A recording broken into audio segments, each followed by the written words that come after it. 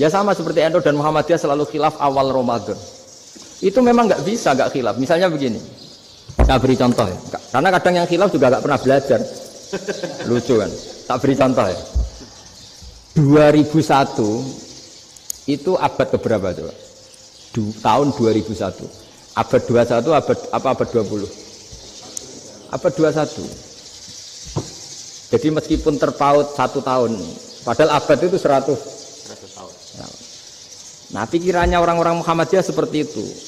Hilal kalau sudah melewati garis ufuk, meskipun setengah derajat atau 1 derajat itu sudah ikut bulan berikutnya.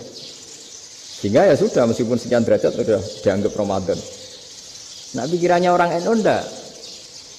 Harus ru'yah bil fi'li. Itu sebetulnya lagi-lagi sebenarnya enggak masalah NU dan Muhammadiyah, itu di kitab-kitab ya seperti itu.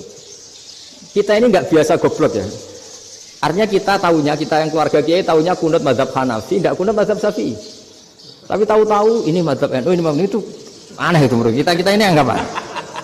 Mana ada Muhammadiyah jadi mustahid, mana ada NU jadi mustahid.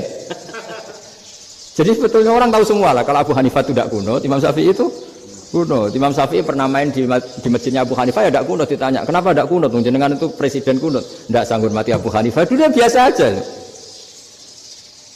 Sekarang geger, ya karena tidak punya kegiatan. Sebenarnya itu tidak masalah, mulai dulu biasa. Saya teruskan ya. Nah, menurut mayoritas ulama nunggu ru'yah bil fi'li. Ru'yah bil fi'li itu gini.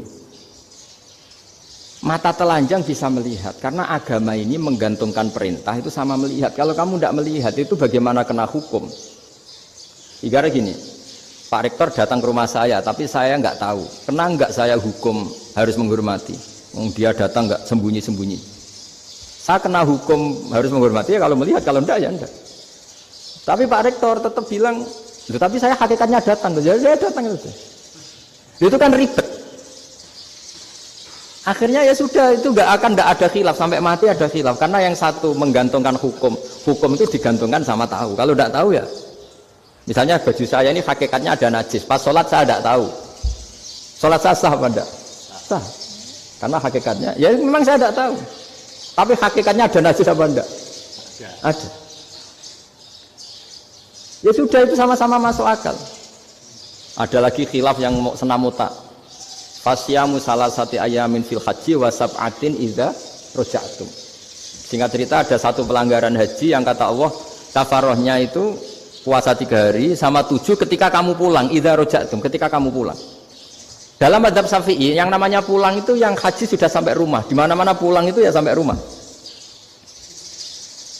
Dalam mazhab Abu Hanifah enggak, ketika orang sudah balik kanan dari Arab Saudi, dari Mekah, ya namanya sudah pulang. Misalnya gini, ini Pak Rektor pamit saya, Pak Haris. Gus, Pak Haris mana? Ya sudah pulang kata saya, padahal sampai pandangan sampai depan. Bagi keluarganya belum pulang. Lalu idza raja'tum ketika pulang itu bahasanya siapa? Bahasa istrinya apa bahasa yang ditamoni? Kamu ditamoni orang, terus tamunya mana? Sudah pulang. Tapi tanyakan istrinya, belum pulang. Khilaf-khilaf gini kok jadi geger itu kan goblok banget maksud saya itu. Jadi biasa, gini itu biasa. Jadi ya karena memang ini bukan masalah akidah, ini masalah furu'iyah, masalah fikih itu masalah furu'iyah. Mau tidak mau harus beda. Misalnya di sholat juga gitu. Wa ayyuku udin ko adal musolli sokat sholatu. Duduk dengan gaya apapun itu sholatnya sah. Jika sampean kalau haji atau umroh, orang Arab itu jenenge duduk enak-enak awak di kursi. Duduk sopan ya hanya orang Indonesia loh. Kalau sholat itu masih duduk ala orang tahiyat. Kalau sampean di Mekah, duduknya pakai apa coba? Kursi ya? Oh enak sholat duduk. Karena memang takbirnya di fikih dengan duduk gaya apa saja sah. Makanya sengenak awak duduk di kursi. Ribet kan? Mau tidak disahkan itu namanya duduk, mau disahkan masa iya soal Allah kok duduk santai-santai gitu. Tapi mau apa? Ini fikih. Ya sekarang lagi ini fikih. Fikih itu ya sudah, ini fikih. Makanya kalau ulama berdebat, misalnya Abu Hanifah berpendapat sholat itu wajib baca Fatihah apa asal Quran. Dalam mainstreamnya ya Fatihah, karena la sholat liman lam yaqra' bi Fatihatil kitab. Tapi cara Abu Hanifah enggak. Faqra'u ma tayassara minal Qur'an, bacalah apa saja yang mudah bagi kamu. Asal itu Quran. Sementing gak gending Jawa, gak nyanyi lah gitu. Ya sudah, mau apa coba? Jadi ya susah memang kalau fikih itu ya sudah seperti itu. Ada lagi yang masih ekstrim misalnya. Yang namanya menyembelih hewan itu gimana coba? Dari hidup ke mati, apa pasti mati disembelih? Cara madzhab Imam Syafi'i yang namanya menyembelih itu penyembelian harus menjadi sebab kematian. Itu yang sah. Karena lagi penyembelian menjadi sebab kematian yang syar'i. Sehingga beliau mensyaratkan hewan yang disembelih ini masih punya hayatun mustaqirrah, punya kehidupan yang normal. Sehingga kalau nggak disembelih ya hidup. Sehingga kalau ada hewan ketabrak truk kejet-kejet, mesti mati ini buat sembelih. Itu nggak sah karena nggak usah disembelih ya wis mati kan. Karena ini hanya nunggu koordinasi Israel kan, dia kejet-kejet itu kan prosedur itu. Tapi tidak disembelih pun mati. Tapi cara madzhab Malik enggak. Pokoknya anggere jek duwe nyawa jenenge kewan urip. Dengan kamu sembelih berarti matine mergo mbok sembelih.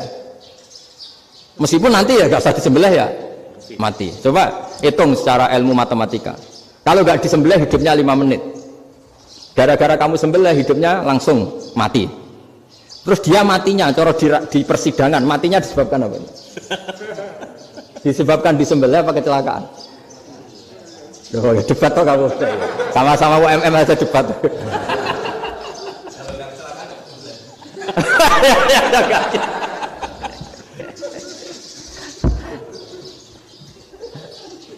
Loh, saya pernah mas ngalami nyata itu. Saya jalan-jalan sama anak saya pakai motor. Sampai di jalan raya gitu ada ayam jago ketabrak mobil, kejet-kejet. Orangnya tanya, Gus ini halal tau ora? Wis kanggo kon halal apa? Suatu saat dia nggak terima kan, tanya, kenapa Gus? Ya nak kiai ra pantes, masuk kewan mesti mati nih tak sembelih. Nak kiai pantes kan? Karena aku tahu kamu tuh nggak kiai, mesti motifnya itu mergo jago, jajal cilik nggak mau tak kok no. Ada kan ayam itu bayi kan nggak ditanyakan, kejet-kejet mati rak lah, wong cilik wae. Tapi masalahnya ini kan jago. Eman itu. Tapi secara fikih pertanyaannya tadi, hewan yang sudah tidak punya hayatun mustaqirrah, dia hanya punya al-hayat al-itiroriyah, dia punya harokah itiroriyah, dia mati kejet-kejet, memang prosedur mati harus seperti itu. Mbok kecelakaan kayak apa, kalau mati kan kejet-kejet dulu. Nah ketika kejet-kejet ini pertanyaannya ini kan hidup apa mati namanya? Enggak, namanya hidup apa mati? Pas kejet-kejet itu hidup. Cara Imam Malik itu hidup. Ya sudah, kalau hidup disembelih ya halal. Karena misalnya nanti kalau nggak disembelih matinya kan 2 menit lagi. Gara-gara disembelih mati sekarang. Tetap penyebab kematian itu nyembelih. Penyembelian ini sebab kematian. Tapi kalau Imam Syafi'i enggak, cara berpikir wes nemen, paling roh besok kaget langsung mati. Kalau gitu berarti kamu nyembelih barang mati.